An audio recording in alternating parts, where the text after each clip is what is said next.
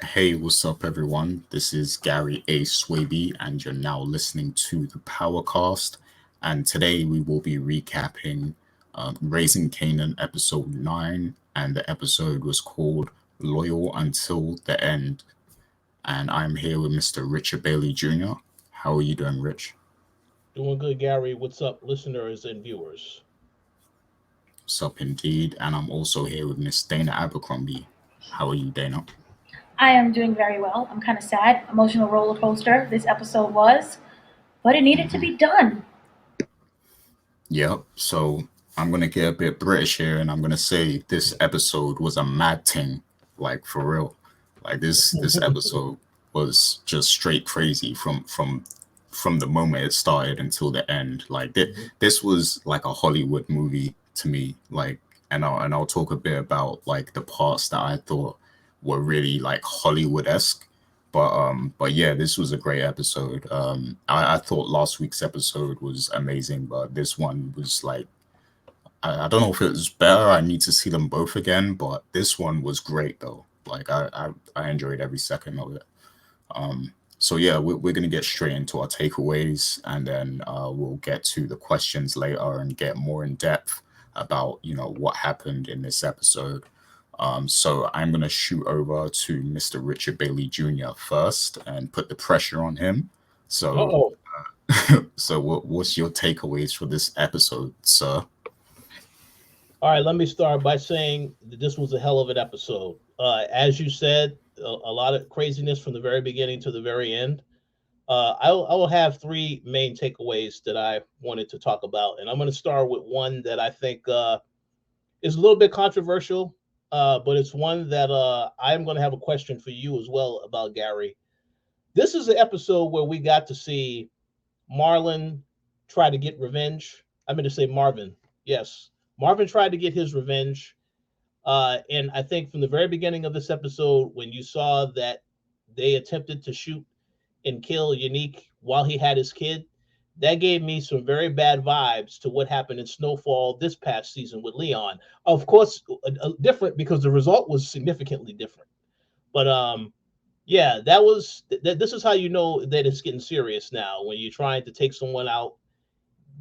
Forget the fact that they have a kid and that they're with the kid at that point in time. That showed you just how angry Marvin was and how he was willing to go out there and just try to take this guy out. He wasn't successful, obviously, um, but yeah, that attempt because he thought that his brother was dead. Now you see that. Now here is where it gets a little controversial. The interaction he had with Jukebox, that right there to me, like I feel like I know Gary, you said Marvin is your favorite character, but I would definitely, and this is we're going to talk about this a little bit later. But the question I would have for you is he still your favorite character? Because after that interaction he had with Jukebox, from a viewer standpoint, now we know why Jukebox wants to avoid her father because he likes to go through her stuff and try to figure out what she's into. I was not prepared for his reaction to finding out she had a relationship with Nicole, and I thought that type of reaction. I mean, we know why he did that because even when he reacted, he said, "Yeah, this is just like some stuff that your mom did." So but still, I wasn't prepared for that reaction. That level of physicality that they both had with each other, I was not prepared for that. So yeah, Gary, if you want to answer the question now, is Marvin still your favorite character after this exchange? So thanks for putting me in the hot seat. I appreciate that. Uh, but no, he still is. But obviously, I can acknowledge that he did something wrong, like that he was wrong in that moment. And I think it was important that they showed this in this, in this show, because oftentimes, the older generation or parents and things like that, they can get real stuck in their ways of how things were, when they grew up, and then they project that onto the children and everything. And even though that, even though the younger generation tends to have a fresh perspective on things because they are young, they're in the mix, and they get to kind of reap the benefits of the change that the generation before them, kind of brought about, or certain things that they made people aware of in the consciousness. The older generation, it's the younger generation that really gets to feel that change or feel that shift. So I think it's important to show this because I know a lot of people are going through this at the moment. There's a whole generational shift going on right now. And we know that because, we're kind of getting older ourselves. And then there's a whole new Gen Z generation, whereas we're millennials or whatever. So yeah, like I think this is important because this kind of stuff happens in everyday life where, people get stuck in their ways and then they take out their own preferences on their children, and that is not right to do. And Marvin acted, he acted in a really poor way in that moment, and I think his character will suffer for that. I think there will be a lot of consequences for what he did in this episode. And he hasn't had the best of times, especially with regards to Raquel. But this, what the consequences he faces for this is going to hurt him a lot more, I think. So, we're going to see that play out, I'm sure. There were other things in this episode I thought he did really well. I thought he handled well. But this instance, like this scene, kind of takes it away a little bit, kind of puts his character a little back, and that's what's great about this show, because even Raquel herself, she is a very interesting character to watch, but she does some very wicked and vindictive things. So that's the power of this show. Like it shows you the good and the bad. It shows you the characters have layers. But was you going to say something, Dana? Or Rich?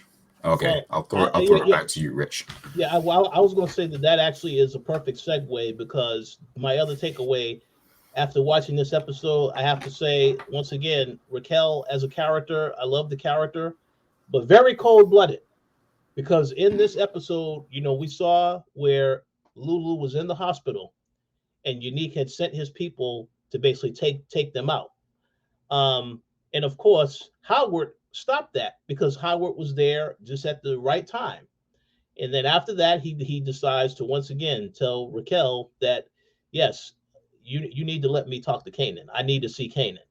So this whole time, she has this plan that she sets up. We also got an answer last week when we talked about when Lulu stole Unique's jacket. What was that all about? And you got that answer because Kanan was wearing that jacket when he met up with Howard and shot him twice. Killed him. I would assume he killed him. Yes, 2 shots.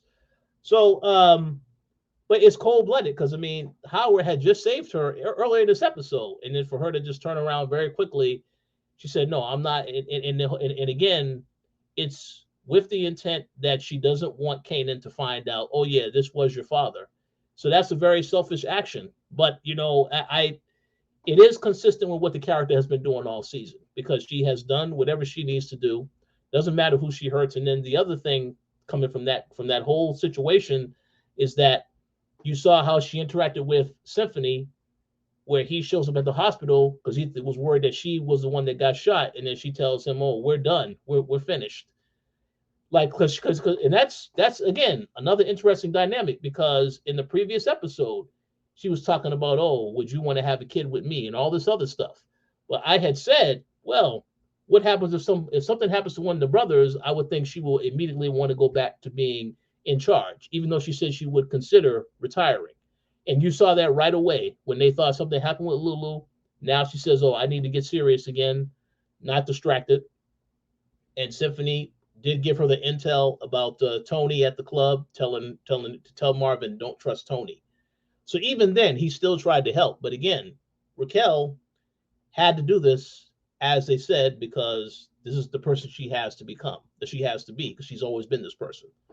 So I just thought that was crazy, though, that was the plan, was to take out Howard. So I had to think about that one. As for any other takeaways, we did see that Jukebox building the relationship now with the detective, and some stuff that you said, Gary, actually was accurate. It was right on the money. So I look forward to seeing what happens. As she did warn her at the end of this episode, oh yeah, you need to watch your back. All this stuff happening with Unique and his crew, watch your back out here. And that's it. But again, even before that, she was telling her about all the stuff she went through as a kid, the fact that she also had a girlfriend. So yeah, I mean that was very well done to explain and give you more context as to give you an idea of where Jukebox is headed as a character, because we've only seen how she is in the current Power. We didn't see before that. So yeah, very well done. But those are my three main takeaways from this episode. I thought it was, again, very suspenseful, again, action packed from beginning to end. I never doubted that Lulu was going to die because, again, that guy is a very good actor. Malcolm Mays, a very good actor, and we haven't really seen him do as much work on the show yet. He has a lot more that he's out there to do. So, but yeah, I thought it was a great episode. The fact that this was the episode before the finale, very interesting. Now I'm expecting a lot of things to happen in the finale, but we'll see. But awesome episode for sure. Oh yeah, definitely. Yeah, great takeaways, and I had a lot of that stuff as well as my takeaways. So I'll hop right into mine real quick. So yeah, excuse me, something in my throat. Uh-oh. Yeah, so yeah, I loved how the show started with Marvin clapping back, and it kind of like really set the tone for the whole episode, and maybe even for like the next two episodes, like maybe for the finale as well. Like it just set the stage for what was about to occur throughout this whole thing, and it just intensified the build up between Raquel and her brothers, and Unique and everything. So that was great. Like and it felt like it was like the episode started right after last week's. Like it was just immediate kind of thing. Like the next morning kind of thing. Marvin was just he was pissed off and he was ready to retaliate. And then like you mentioned, Unique was with his son, and that definitely enhanced things. It took it to another level.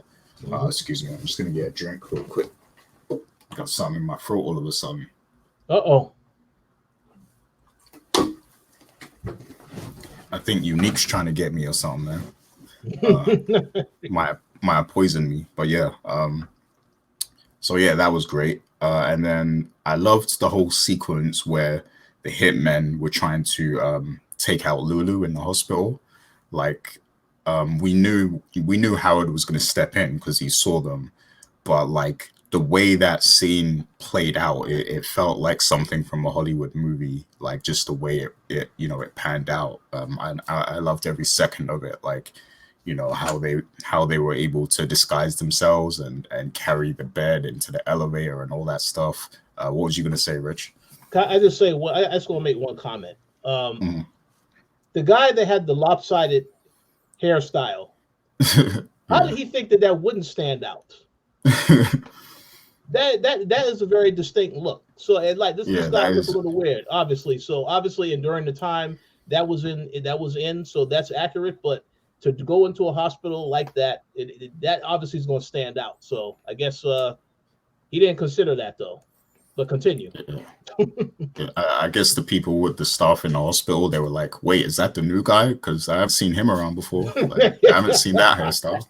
Like, but yeah, that I just enjoyed like how that scene, played out. Like them going into the hospital, getting the guns ready and everything. Like it was just like, even though we knew Howard saw everything prior, like it was just dope how that scene panned out, I think.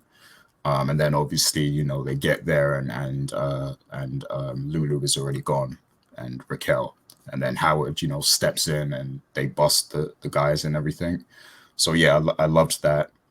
And then like you said, Rich, the whole Marvin thing with him stepping out of line with Jukebox, that was unfortunate. He acted that way, and it shows his ignorance with a lot of things. And I won't, I won't boost up the character too much because he did a very bad thing. I know a lot of people are going to be upset with it and everything, but I do like, that these characters have so many layers to them because, he did show as well that he cares for his family in this episode, but then he also screwed up, with his daughter. So I like that kind of duality, like, and the fact that it shows you like a real lesson that people are complicated beings. Like we can be both good and bad. We could be right and wrong. So I liked that. And yeah, the whole thing with Kanan at the end, him like his mother kind of giving him the prep talk and then him going to deal with Howard and everything, and obviously he didn't know it was going to be Howard. I liked how they set that up because at the same time they were showing Unique giving his people a prep talk. So a lot of viewers probably thought, okay, she's doing this so that he'll go and take out someone from Unique's side or Unique himself. And then in that scene where he goes, he's going in for the kill. He's actually wearing Unique's coat. We see the jacket come out, and I think what might happen there is they're going to frame Unique for that murder. Maybe, maybe someone saw somebody with that jacket, entering the area where the murder took place. So maybe this is their way of trying to pin it on him or something. But yeah, it was great. Like every minute of it was fantastic. This episode, there's so much more I could highlight, but some of it I'm going to save for the questions because I know we're going to go deep with some of these discussions. So yeah, I'm going to hand it over to you, Dana. What's your takeaways? Because this is very fresh in your mind. Yeah, I literally just saw it. It's very interesting. I wrote down, no one mentioned music. Music was We literally. were waiting for you to waiting for mention me it. to bring in the music, bring in the music and everything. With the music really was such a standout. And usually, when you watch even movies or TV shows, they overdo it with the music and they kind of drown out what's going to happen. I think that they did such a great job with laying it over and it having such a strong effect on our emotions.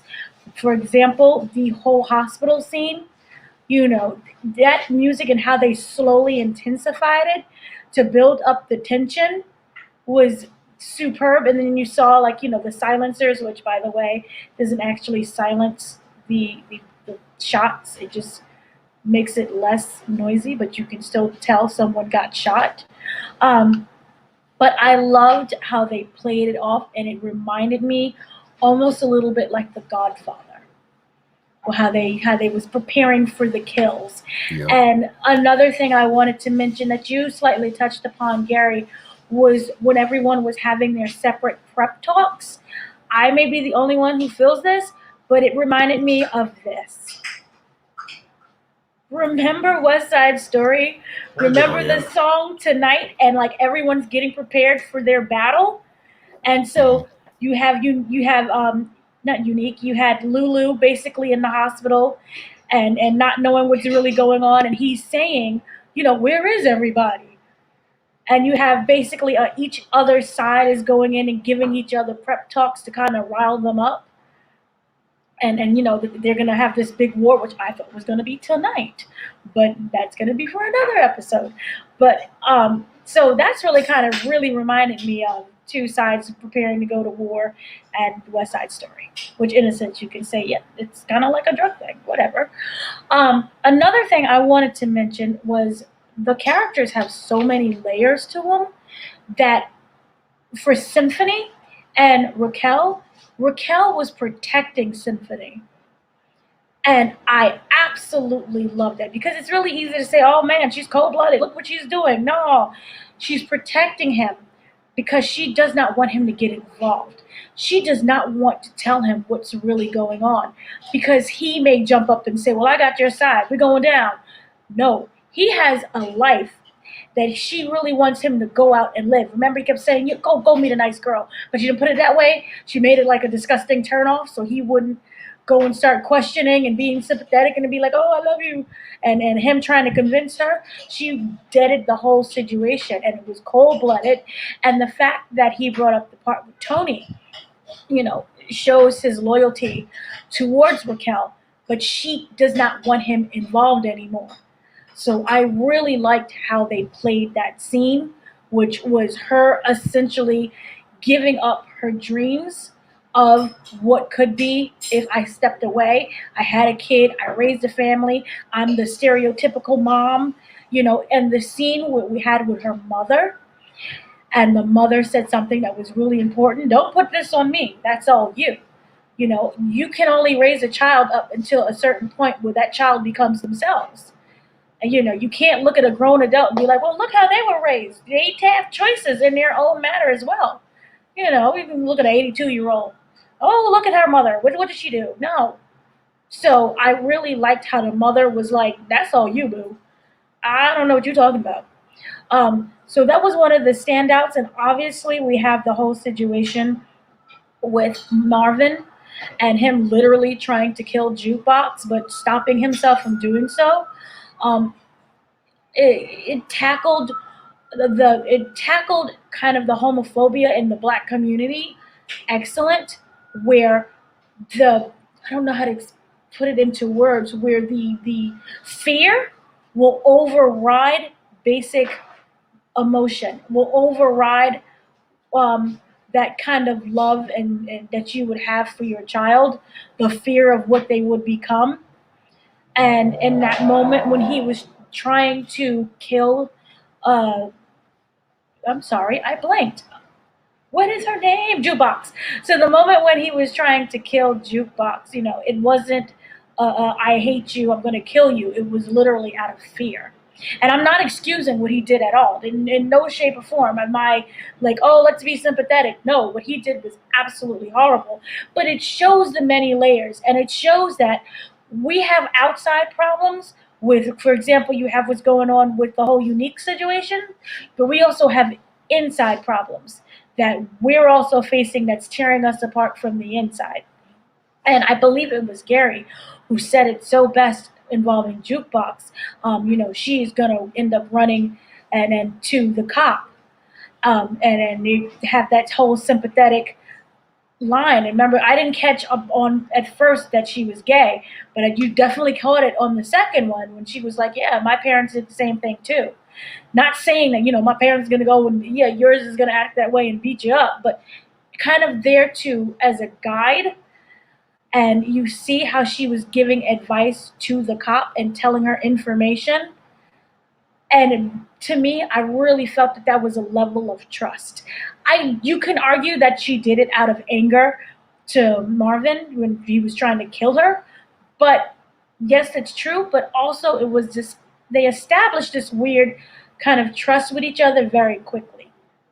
And I do think that they will. This is how she becomes a cop later on, and the whole thing with how they treated cops with this episode, including with Omar Epps' character, who I cannot remember his. I am so bad with names, but the Howard. scene Howard. Why is it such a basic name? I should remember.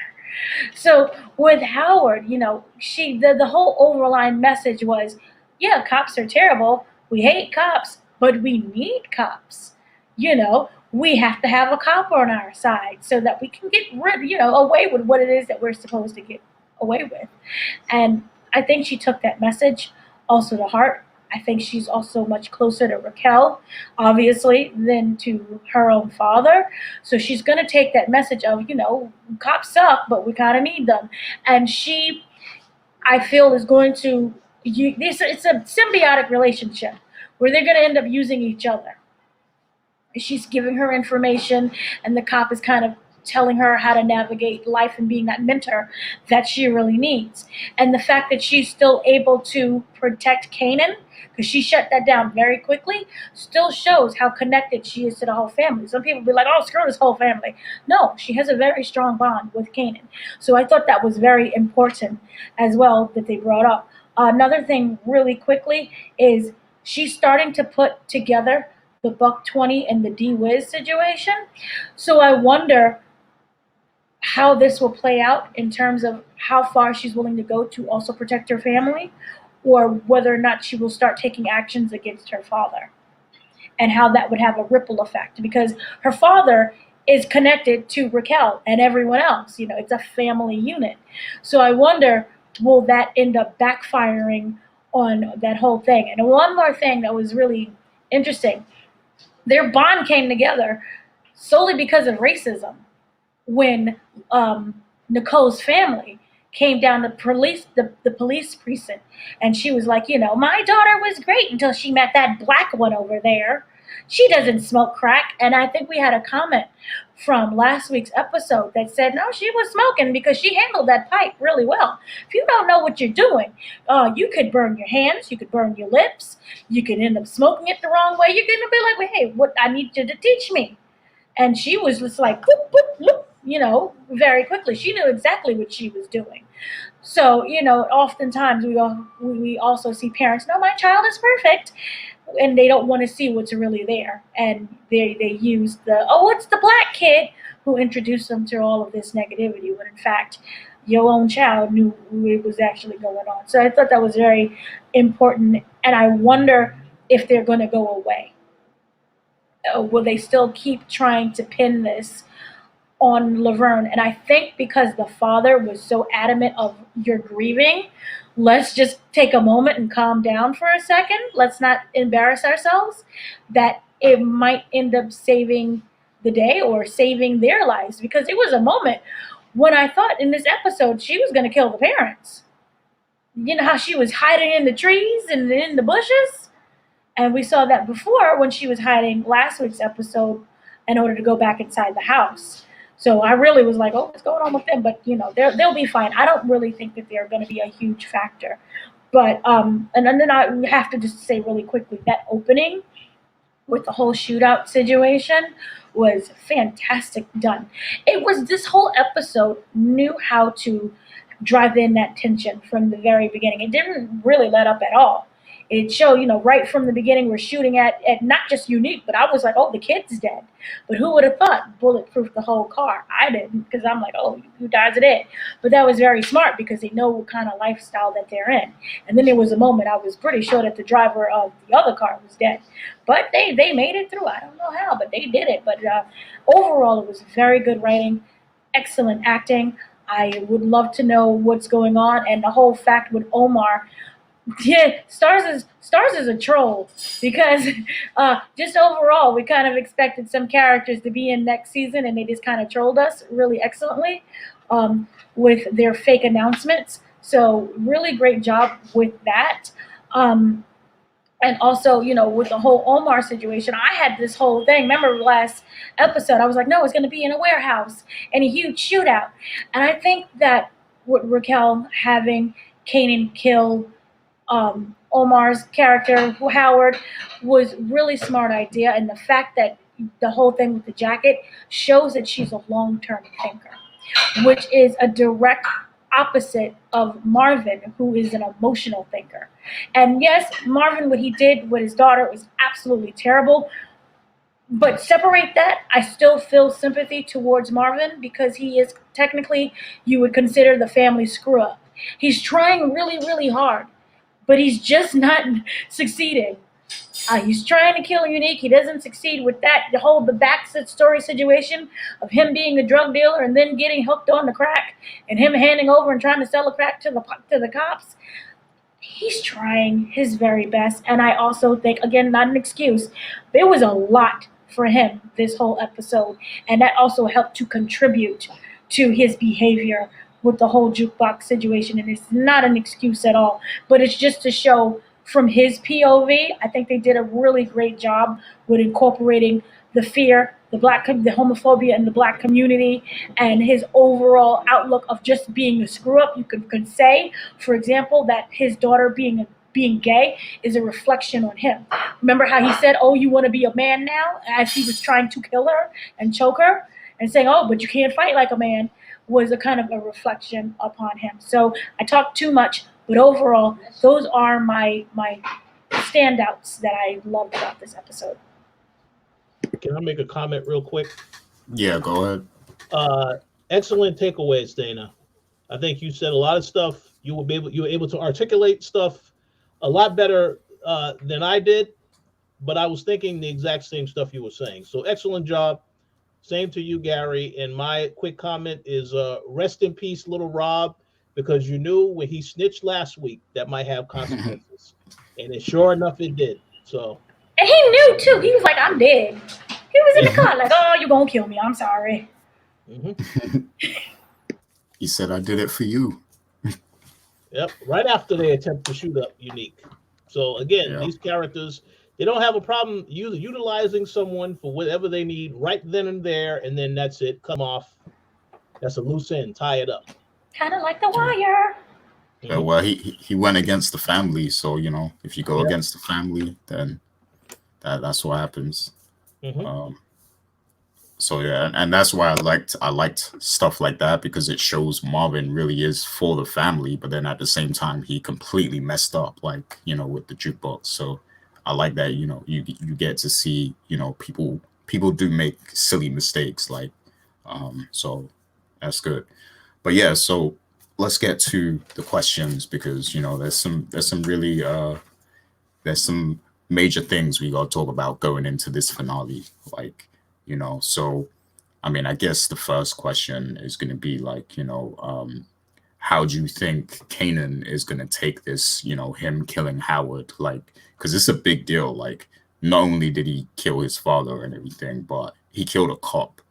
And that in itself is a huge thing, because when you kill a cop, the police force is not going to stop until they get justice, until they get payback. Like they are gonna come like into the hood, like into the neighborhood, and just like go crazy. Basically, like everybody is at risk, when a cop dies. So, this is a big deal that he did this. And going back to what Dana was saying last week, where Kanan was this very respected person to Tommy and Ghost.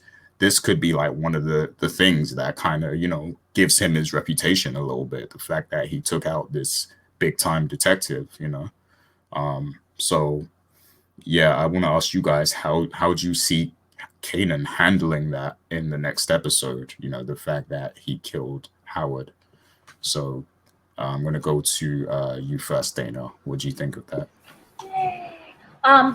With this episode, I honestly think that this will come. I don't think it's going to come back to haunt Raquel at all, but I do believe that this is going to be one of those things that he is going to end up finding out the connection to Howard to him. He seems like a very inquisitive and yet a smart kid, and he has that relationship with his mother where they can both test each other. And I do see that he is not going to let this go, in the sense of, why do I have to kill him? But in the sense of, what is the overall picture and why him? There are plenty of cops that you can actually frame Unique on. Why him specifically? Especially after you remember that huge speech that she gave, stay away from him, he's bad news, oh my god, we hate him. And that kind of drove it drove Kanan a little bit more towards wanting to know what was more about him, and to being kind of comfortable with talking to him. So I think that this will just end up leading to more questions. I don't think that this will be drawn out situations, because they both know each other's business and their dirty deeds of what they did. She knows that he killed Kanan, and Kanan knows that she killed D-Wiz and the other kid. That's it for me, $20. So I think they both have dirt on their hands, where he's going to have questions, but it's not going to be something that's going to be long-term and lingering. I do not think that this is going to destroy the relationship. In a weird way, you can say that this might actually bring them closer. Where, remember that whole speech that she was giving? She trusts him enough to go out and to not just kill somebody, but to kill a cop. And the speech that she gave was, this person is basically going to destroy our entire family, and nothing is going to come against our family. And she kind of instilled that bond into him, where I think he's going to have questions. I don't know whether or not, if he finds out that he was his father, it's going to tear their relationship apart. But I don't know. It's just one of those questions I don't know the full answer to. But I don't think that this is something that will separate them or tear down the family even more.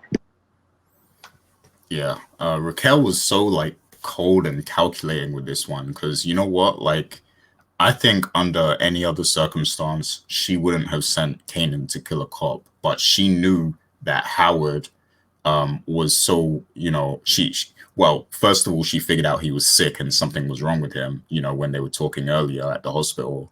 And then secondly, she knows that he's desperate to get on with his son. Now that he knows Kanan is his son, she knows that he's in a vulnerable, position emotionally, because he wants to build that bond with Kanan. So she knew that he wasn't going to do anything to hurt Kanan if he pulled out a gun. So I think, that went into her, calculating decision of sending Kanan. She knew that he was the one person who could get to Howard and take him out. Go ahead, Dana. Is it more about building a bond or more about getting that bone marrow? Because I think it's both. Like, I think, yes, he needs the bone marrow to live. So that's like number one priority. But I do think if now that he knows Kanan's his son, he does want to build that bond too. Like, I don't think he would just use him for the bone marrow and just like disown him. I think he would want to build that bond as well. Because it was weird, because how his conversation with the therapist, not the therapist, the doctor, who he treated like a therapist. Yeah. When he was like, I got a son, it's not hypothetical. Yeah, because like if you find out you got a son, you want to live long enough to be able to be with your son, right? But So that makes, I got a son, he's a match.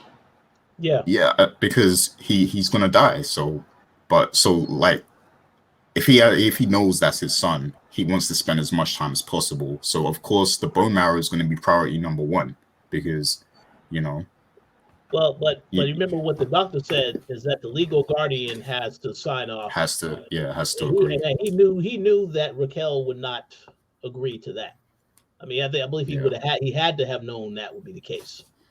But so then that goes to show how much Raquel didn't trust Howard, and that's also another reason why she had him killed. Because he would destroy that family unit by just revealing that to probably get back at Raquel. That, and I think the fact that the last episode when she was trying to start doing work for Joaquin and his people noticed that she had that interaction with Howard as well. Mm-hmm. I think she wanted to make sure, just cut ties with this guy, because he was adamant and desperate. And I'm pretty sure that y'all caught this as well as the viewers. When they had the conversation at the hospital, it's kind of like Howard was saying, you better do this or else. And then he stopped himself from continuing to say what he was going to say. So that's why I say, it's kind of, this had to happen, I think. And that's when the voiceover came over with Kanan saying, "Oh, desperate man will do desperate things," essentially. Yeah, exactly. Mm-hmm. Exactly. Yeah, so that in that moment, I think that she figured out something was up with him. Like, he was sick or he was desperate. She saw the desperation in him, so she knew something was wrong. And I think all of that, like, she used it all. Like, she, in her calculations, she factored in everything. Joaquin, him being sick, and all of it. Like, so now he's no longer a problem. Like, Howard could no longer be a problem. And even with what she said to Jukebox, when she was talking about how sometimes it's good to have a cop. Why she did that, because she knew what she was going to do with Howard. She knew she was going to take out Howard. So you need somebody else. You need somebody else on the inside to manipulate. So also, that went into it too. So go ahead, Dana. No, that was my celebratory "I agree with you" stance. I was like, yeah. Yep. So that was like one of the coldest moves she's ever pulled. But go ahead, Rich. And I just want to add one thing to what you both said. Like you said, she was very calculated. She knew all this stuff. It adds more weight also to the fact that she went to church. Like Dana had mentioned earlier in this episode that her mom, she had a conversation with her mom. Mom said, "Oh, you haven't been here in almost in over a year. So what is this special occasion now?" It's like I kind of she felt some sense of some forgiveness or some guilt of what she was going to do, but she still had Kanan go through with the plan. So that's, because again, Howard was very desperate. One thing I do want to mention, because I don't know if I'm the only one that felt this, the way they made Omar Epps look in this episode, he looked like he was sick. And I don't know if it was like makeup or whatever they did. He looked like he was visibly sick. They made his skin darker, especially under the eyes. Yeah. And he looked a little bit more bloated. Yeah, it stood out. It stood out to me when he's having these interactions, and then the scene where he goes into the office to talk with the other detective, and you can just see how he looks. This guy is not well. So yeah, that was good that they really emphasized that. But the only point that I was going to add, Gary, you said the question was, So how do you think Kanan is going to take what he did in the next episode? Okay, so here's the thing, because Kanan was wearing the jacket, Unique's jacket.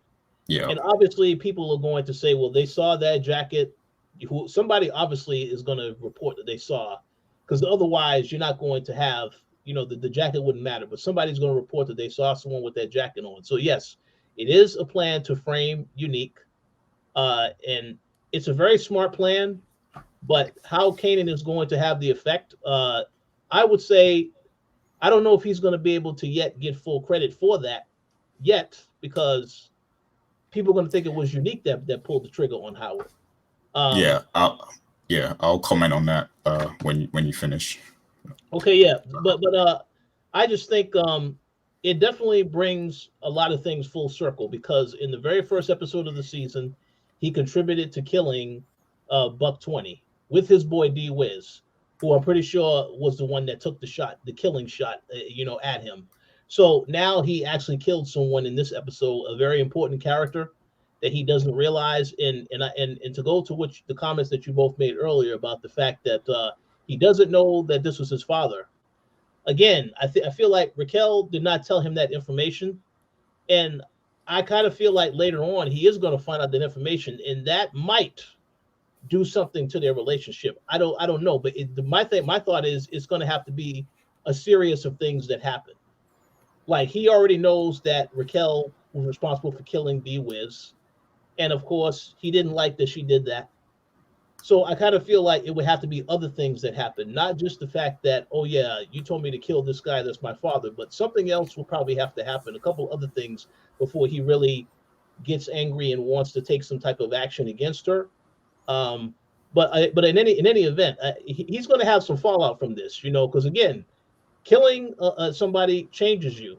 I mean, we've seen that as the main thing that's been talked about in a lot of movies and TV shows. After you kill someone, so you feel a little bit different about things as they happen. Obviously he was very confident about it, but then when he found out that it was Howard, it was a little bit of uneasiness, but he still pulled through on it. So we're going to find out how the impact is, but there's definitely going to be some type of lingering impact afterwards, if I had to make a guess.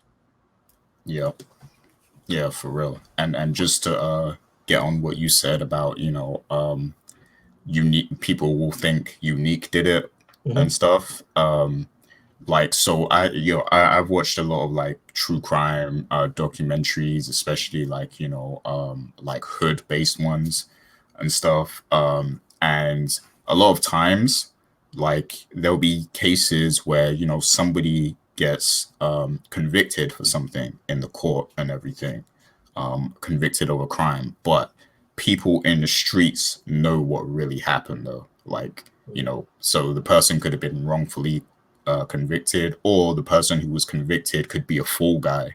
Like, they could be somebody who's low ranking in a crew, and it was actually somebody higher up that did it, and they don't want to take they don't want to take the sentence. But the people in the streets know who really did it, because word spreads in the streets, but people don't talk because they fear the backlash. They fear what will happen to them if they talk, but they really know what happened. So I think this could be a situation what happens here where it might not happen right away, but I do think that over time it will come out that it was Kanan that did this, and then that will add to his reputation later on. So and then also Unique could fight this. He could be arrested for it, but then he could fight the case, and then it could be known later. It could come out later that it was Kanan. So, well, I just want to add the point, and then you go to Dana. I think Unique is going to know that this was orchestrated by Raquel, because they're already in a war together. So if he says, "Oh, I got framed for something," well, obviously she must have something to do with this. So we'll probably find out what his reaction is the next episode. But yeah, that's he's definitely going to get framed for this, and there's going to be some backlash behind it. Yeah. So what was you going to say, Dana? No, I was going to just say it reminded me of a comparison to Power, because remember when Ghost was supposed to go on trial and be in prison for like 80 years, and he just got out on like some weird technicality thing. Yeah. So I don't see this being the end of Unique, aka Nino Brown. It's Nino Brown at this point. I don't see that being the end. I do hope that they keep him a little longer, because he's also a really great villain, and I would like to know more of his backstory. But I do see that what you said before about there being a fall guy, but I also do see that the cop, the annoying one who's now the only one alive, playing some part in this.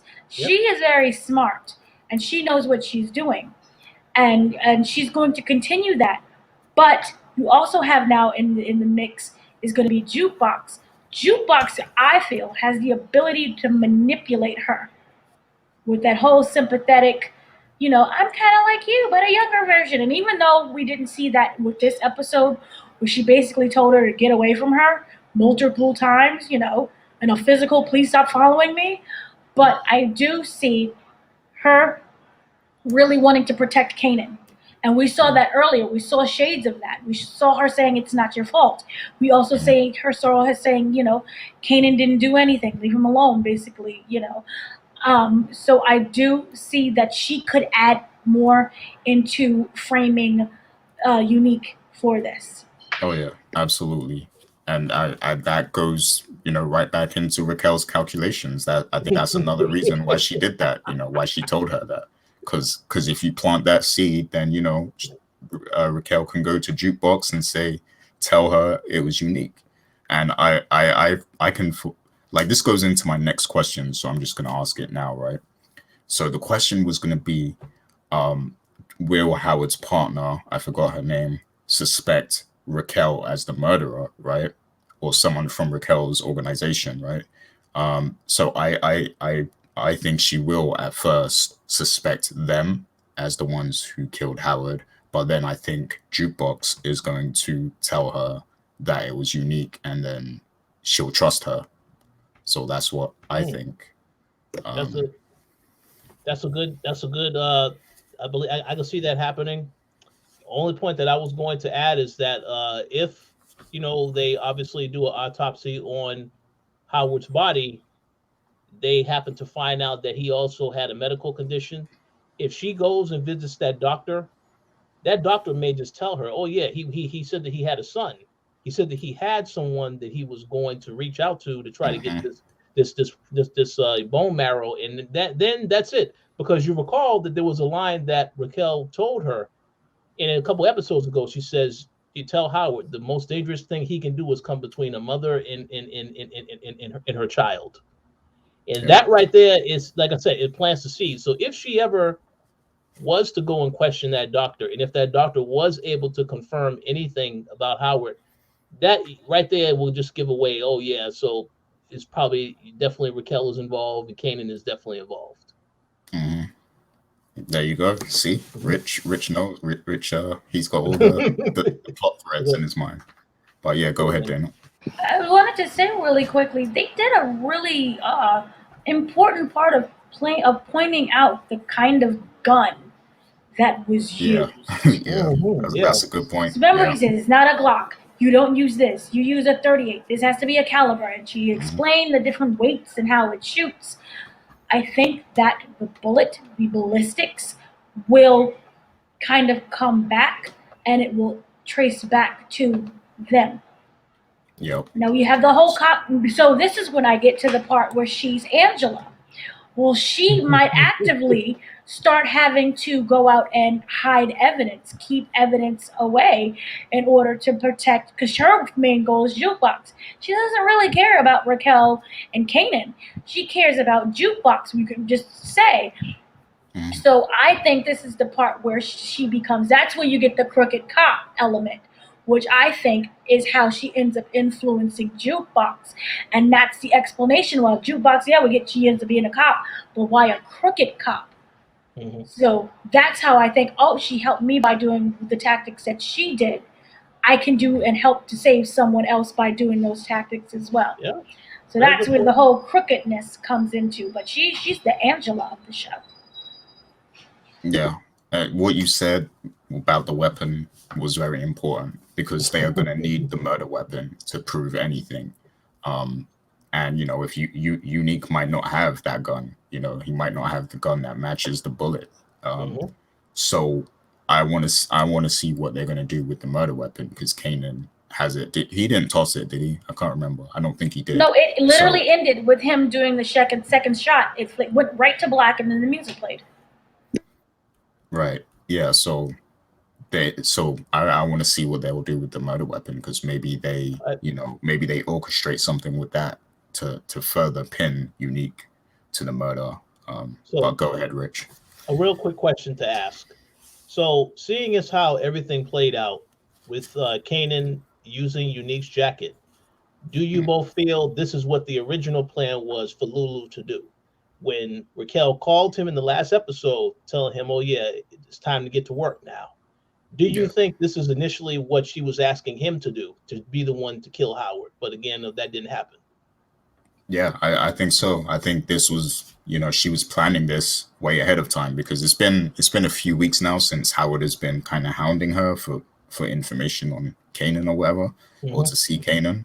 So yeah, I think she was planning this for a while. And we just didn't know it until now, so yeah, I think this was her plan. Yeah. Deep stuff, man. Deep stuff. I can't wait to see what the commenters say about this. But yeah, so one more question. And then you guys can bring up anything else you want to as well. But a quick point actually. I do want to say I'm happy to see that Jessica was supporting Lulu in the hospital and everything. She came to support him because it seemed like they broke up last week, but she seemed to care a lot about him in this episode, so that was good to see. I guess she doesn't just care about money and famous's career and stuff. So that was good, and very touching. I wish there was someone who cared about me like that. Yeah. But yeah, I'm sure there is, but maybe. So yeah, the question though was going to be, will Tony be taken care of in the next episode? Because we saw Symphony actually, gave up the fact that, he gave up the fact during their breakup, he gave up the fact that they should watch out for Tony. She can't be trusted. So it seems to me like Raquel is on a cleanup spree right now. So do you think Tony will be included in this cleanup spree in the next episode perhaps? Or do you think the storyline with Tony will drag on a bit longer maybe, or maybe there's a way to use her or leverage her in the long term? So I wanted to get your thoughts on that. So I'll go to Dana first. Yeah, I'm going to Dana first because she's pulling faces. She's acting like I'm talking nonsense. So I mean, is Tony that important to the overall arc of the story? She seemed like a throwaway character from the very beginning. I mean, she owns a club. She owns a club, and clubs are important to Power. Okay, then I know she was an important character when they roasted her dog. I mean, she's kind of essentially a joke at this point. The cops are like looking at her funnily. The guy is like, "I'm tired of you. Why are you cuddling on me?" She just seems to be really isolated so far. She's just a rich white woman with a club, which is kind of important. I don't see her lasting for the whole season, but I do see someone getting the deed of that club. If you can deed clubs. But yeah, as we know in the world of Power and the universe now, clubs are important. And you can also say that would be like the shared little portal that they all have. There's a club somewhere. So I do see the club being transferred over after her death, whether that is through Marvin.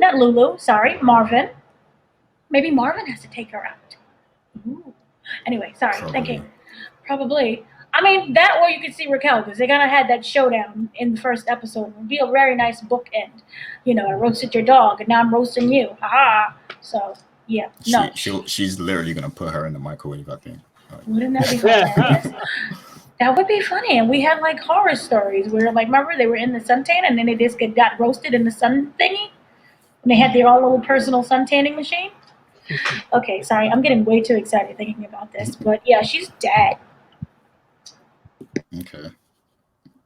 Fair enough. What about you, Rich? What do you think about that? I like Dana's theory that it would be a great bookend to have Raquel take her out. I also will suggest that perhaps the surprise element is that Symphony plays a role in taking her out, which would then prove that he is capable of being about this life to Raquel, and there you go. He's back in the fold with her again. Symphony gonna catch a body? Wow. That would be really great, but look what I did for you. I love you, boo. And he kills her? Oh my gosh, that would be good. But you know what would be hilarious? Remember the dog she didn't take care of? Oh, yeah. Yeah. Can she be eaten to death by the dog? Are you saying she's a snack? She's a snack, honey. She's a whole meal. Sorry. Hey, it's a lot of possibilities of what can happen. It could be Marvin. It could be his dog that, I mean, it can go in any direction, but I really like what Dana suggested of Raquel being the one to finish that off. We know that Raquel is now she's working together. She's working together with Marvin. So it can be one or the other, but hopefully, if they are going to take her out, get rid of her. Because again, I also think she's a secondary character, not important at all, but they have to be careful about it since the police are working with her, investigating what's happening. So they got to still be careful with her, because if they kill her, that body ends up, that'll bring attention to who was in and out of this club, so on and so forth. It brings attention to whoever takes her out. So they got to be prepared for that. Yeah. Or maybe, because like we've been shown time and time again that Raquel is very smart, and like no matter how much we try to predict her actions, we're way off because she's that smart. Like, she's written very well. So maybe there's another way that she decides to leverage this situation that we're not seeing at the moment. Because if you, I'm not even just talking about the club, but if you know that Tony can't be trusted and that she's cooperating with police and that maybe she's recording conversations, maybe they can, set up something to where something specific is heard on the tape recorder that, that can be leveraged in Raquel's favor. So there's different ways she could play this, maybe, but more than likely Tony might die. So that and she does have a weakness, and is that she does do drugs. So they could easily, they obviously I don't think they have any more of the blue stuff, so you can't take her out that way. But she could OD on something else. You know, You can make it's a lot of blue possibilities. stuff. Yeah, You if can you make a little if you find out who her dealer is, you can you can Yeah. get them to sell her some. Symphony. Yeah, when Pretty.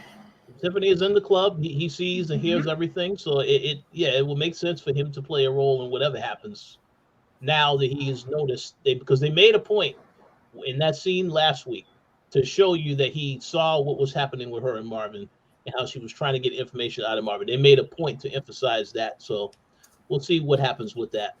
And it was so tacky. It wasn't even like a private conversation. They just had Yeah. it all out in the open. I'm like, girl, she's sloppy. Oh yeah, desperate. Yeah. But yeah, very interesting. I can't wait to see how this finale wraps up. But is there anything in particular you guys wanted to bring up before we end this off? So any more thoughts, Dana?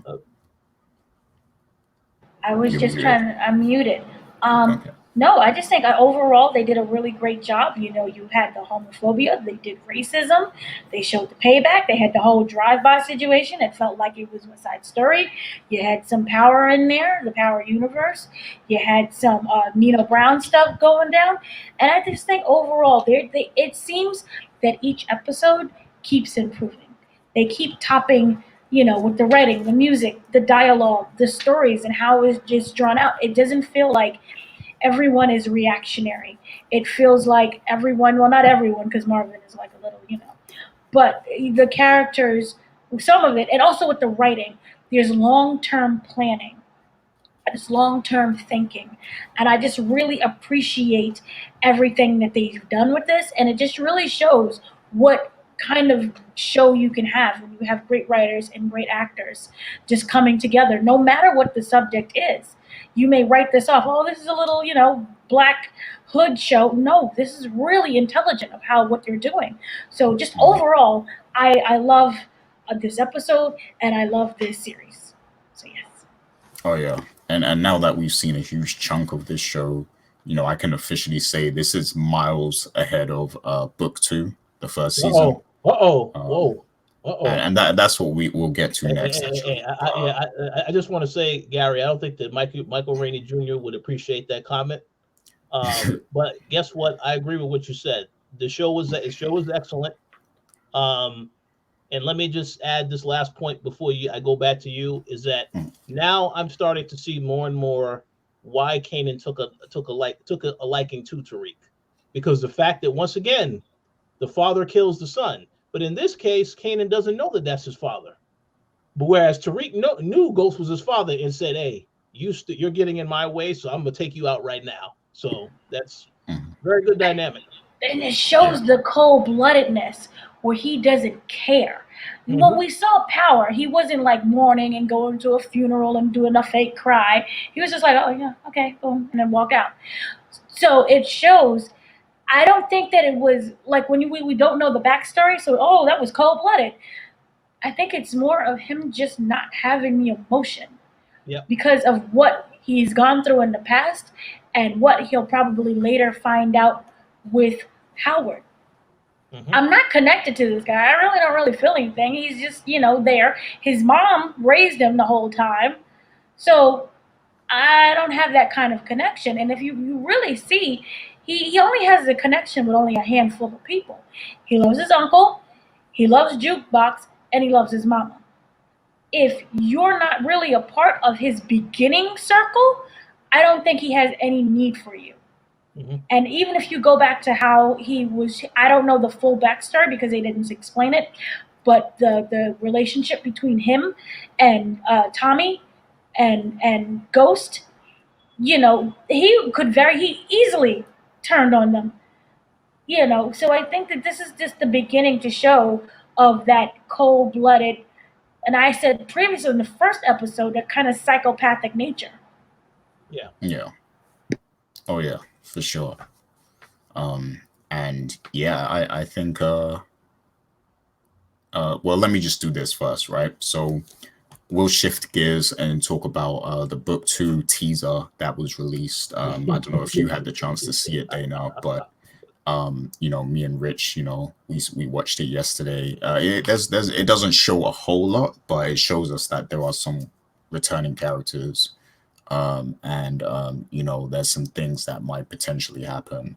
Now, I don't know if everyone has seen book 2 season 1, so I don't want to get too much into spoiler territory here, because there might be some people who watch Raising Kanan but haven't seen book 1 yet. Book 1, book 2, or whatever it's called. So I just want to talk in general terms about what we think going into this next season, because it's going to start in about 2 months or so.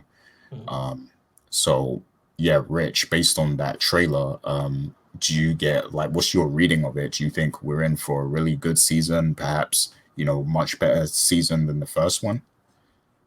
Well, I think it's definitely going to be.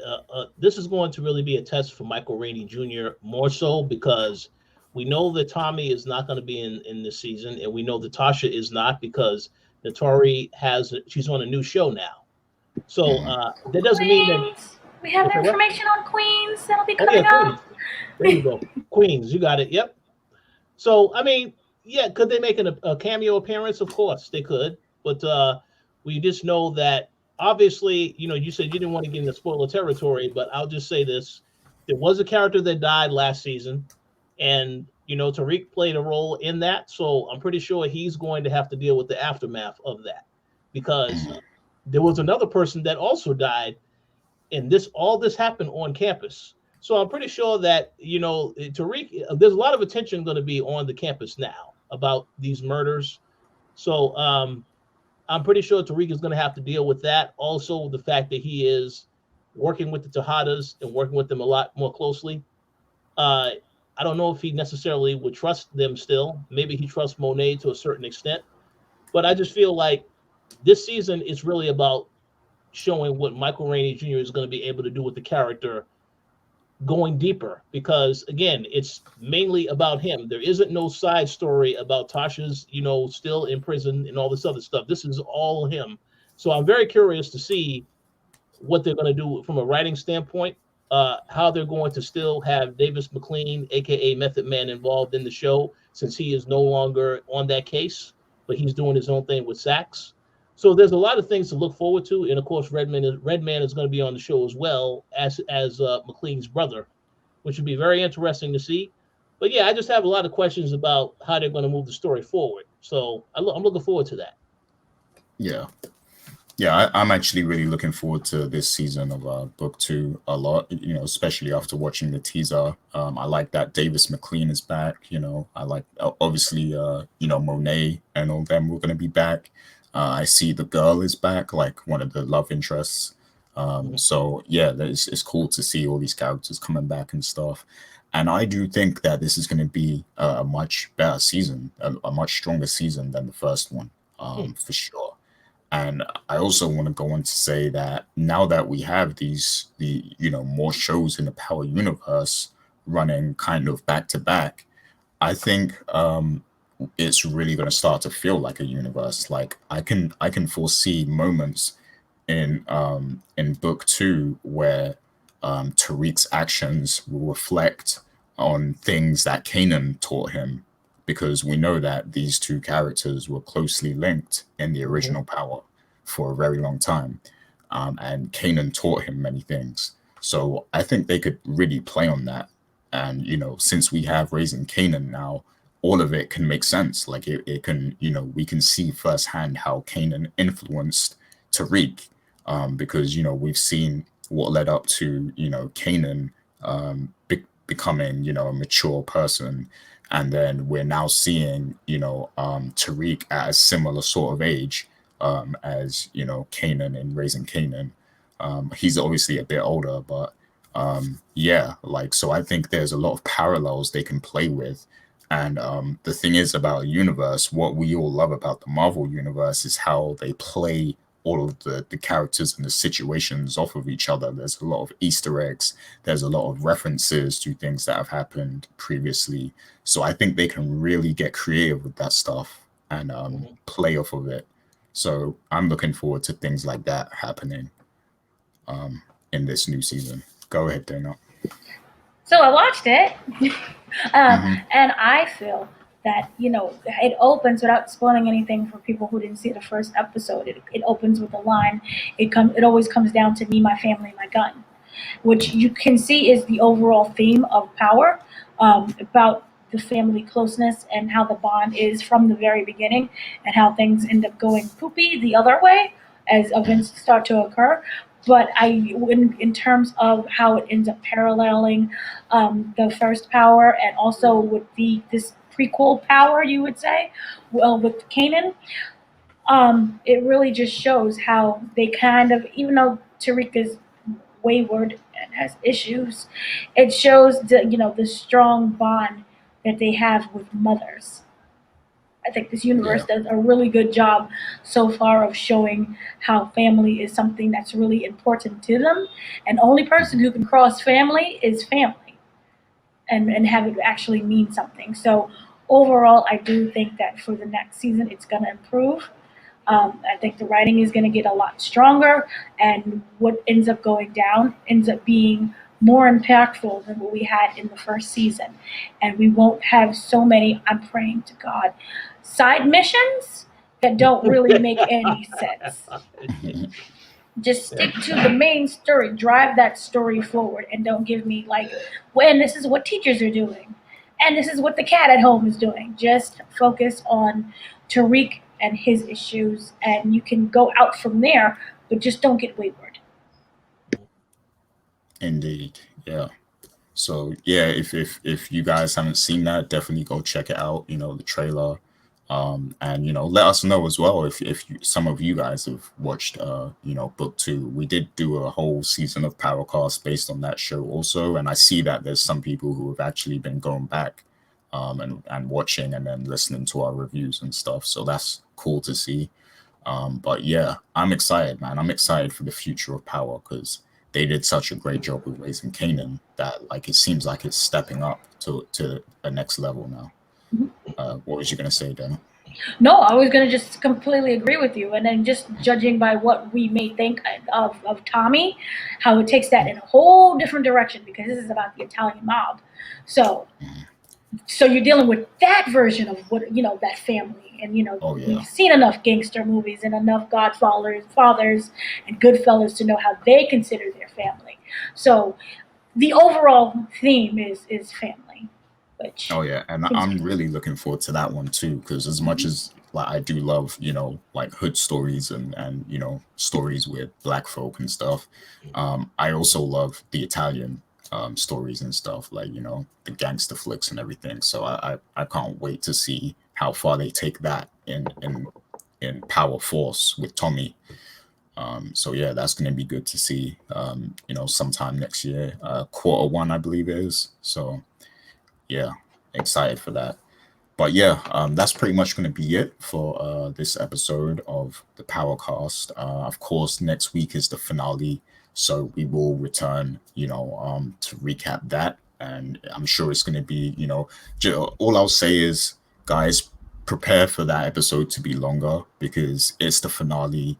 We're very passionate about this, as you can tell. So it's probably going to run on a little longer, just because we're going to have so much to speculate about and predict of what might happen next and stuff. So I'll give that disclaimer now.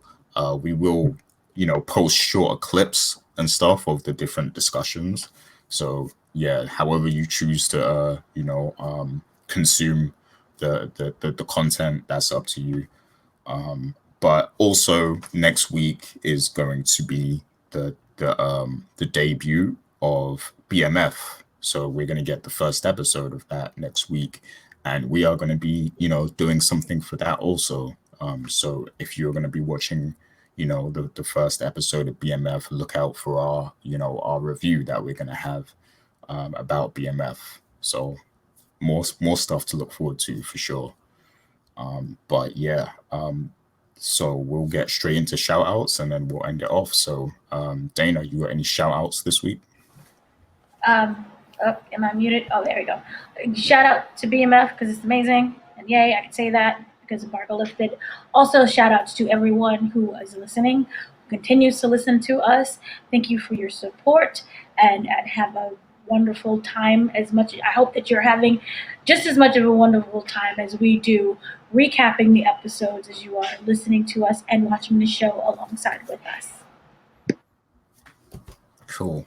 And how about you, Rich? Any shout outs? Oh yeah, shout out to all the people that have been commenting on the podcast, liking the podcast, leaving their thoughts on the episodes. We very much appreciate the engagement because pretty sure that you all are fans as well of the show and Power in general. So please do keep leaving those comments, and we'll definitely respond to them as we have time to respond to them. But yeah, we appreciate the continued support for sure. Yep, indeed. And yeah, I want to give a big shout outs to Robert Silva, who's been one of our long-term listeners. And I want to spread some love and just, shout out his podcast. He has one called World Championship Boxing that you can check out if you're a boxing fan. And then he has Logan and the Time Traveler, which is more of a general show. And they talk a lot about music and stuff from the past. So shout outs to him. And thank you for also shouting us out on your podcasts and everything. We definitely appreciate it. I also want to give shout outs to Anna, who said I look like Worrell. Worrell is a Unique's guy. His, yep. He probably will not make it out of the finale, so that's we'll see how that goes. She's putting a target on my back by saying I look like Worrell. Now they might come for me. Yeah. But yeah, shouts to everyone who comments on the show, and even if sometimes we don't have the time to reply, but we do read all the comments. We do reply to as much as we can, and we enjoy seeing your perspective on things, because you guys sometimes you think of things that we don't think of or we don't have time to touch on. So I appreciate that, and it really does feel like a community. So. Thank you to everyone who does, engage. And I want to remind everyone, if you want us to keep doing this and then also cover more shows that you like, please hit the like button. Please comment and also consider subscribing and hitting the bell also if you like the content we have. So yeah, and do take your time to check out some of the other content on the channel. We have The Walking Dead, show. We have, we cover wrestling. Dana does a ton of interviews, and she's seen so many shows that she's going to be covering. I can say I'm currently in March 2022.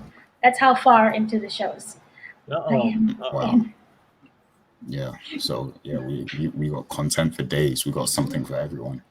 And then we also do gaming. We cover gaming and tech and stuff. So yeah, we got something for every demographic really. So definitely check out the channel.